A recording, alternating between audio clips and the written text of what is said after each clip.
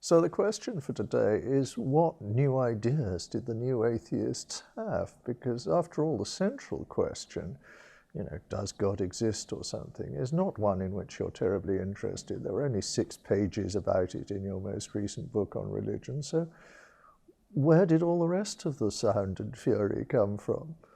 Well, it came because a lot of people, not so much in this country, but in the United States at least, still profess belief in a personal God, and often this leads them to quite socially dubious behaviors, and they were becoming politically very aggressive, and it was important to turn the tide, and I think we've done that. I'm really very proud to say that the new atheism has changed the face of America as far as expression of religious belief or disbelief.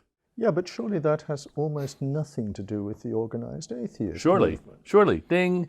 I think it does have something to do. Why do you think not?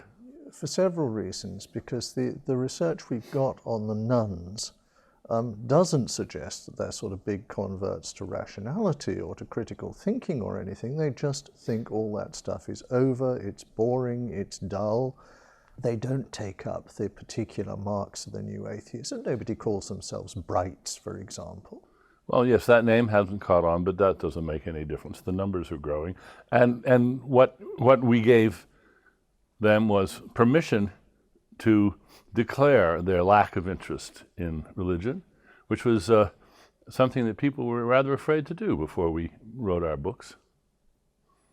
And we have significant numbers of converts on our tally sheets. We get email from them all the time.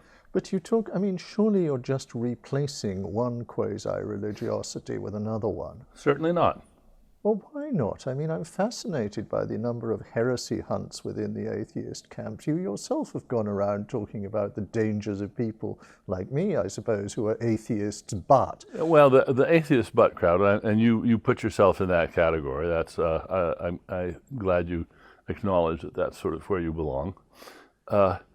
We're not rooting out heresy. We're just suggesting that the people who maintain that view, first of all, they're being rather patronizing to the rest of the world. I don't need religion. I don't need religious belief. But for heaven's sakes, protect those other poor people who need it. Don't try to shake their faith. That's, I think, basically the view you take, isn't it? I don't think that's the view I take, partly because I wouldn't try to shake the faith of most of my Christian friends because I couldn't do it. They know the answers as well as I do. They think it's only worth 6 pages too. Well, okay, so we agree about that. The other of the new atheist ideas, that meme, if you like, that was around that moderate religious leaders were more dangerous than extremists because they made them respectable. How could anybody have believed that? The view was that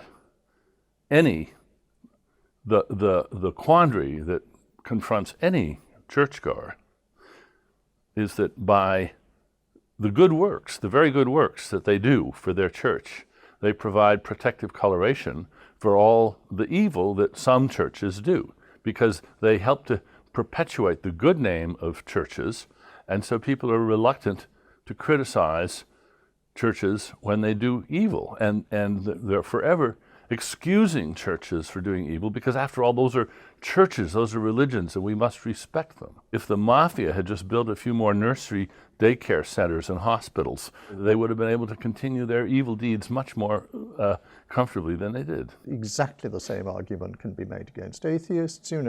Good atheists give a good name to bad atheists and should feel guilty about it. Now, that seems to me absurd, so why is it? Well, it does seem absurd, because who are the bad atheists? Well, there's quite a lot of them around in the 20th century. There's all the communists. There's the Mexican government persecuting priests in the 30s, if you don't want obvious examples. We condemn that, of course. But the good religious condemn the bad religious. Now, not very vociferously.